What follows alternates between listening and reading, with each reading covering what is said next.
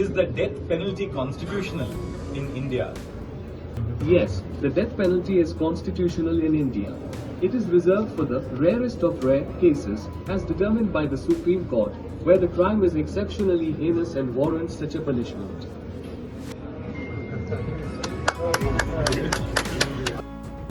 दोस्तों, chief justice of India सीजे चंद्रचूड़ अक्सर उन वकीलों और लोगों पर भड़कते दिखते हैं जो कोर्ट की मर्यादा का उल्लंघन करते हैं या फिर जिनके द्वारा घटनाक्रमों की आधी अधूरी जानकारी को तोड़ मरोड़ कर तथ्य बनाने की कोशिश की जाती है।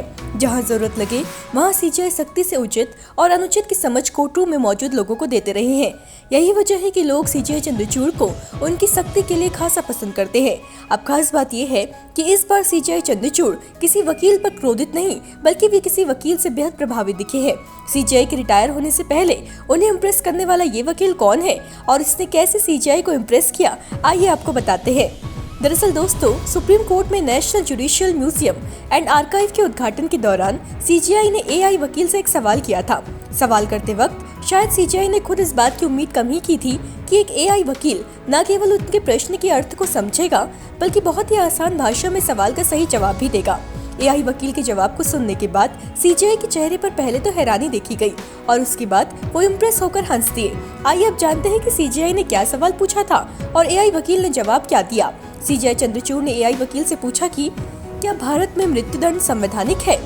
एआई वकील ने जवाब में कहा, हाँ, भारत में मृत्युदंड संवैधानिक है, लेकिन ये सुप्रीम कोर्ट के निर्धारित बहुत कम मामलों के लिए रिजर्व है। जघन्य अपराध के मामलों में ऐसी सजा का प्रावधान है।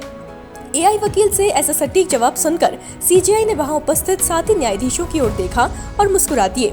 वहां मौजूद अन्य न्यायाधीशों ने भी सुप्रीम कोर्ट के national judicial museum and archive में सजीव एहसास को महसूस किया और प्रशंसात्मक भाव व्यक्त किए।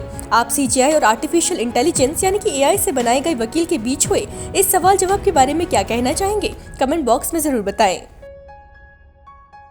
करें देवभूमि इंसाइट।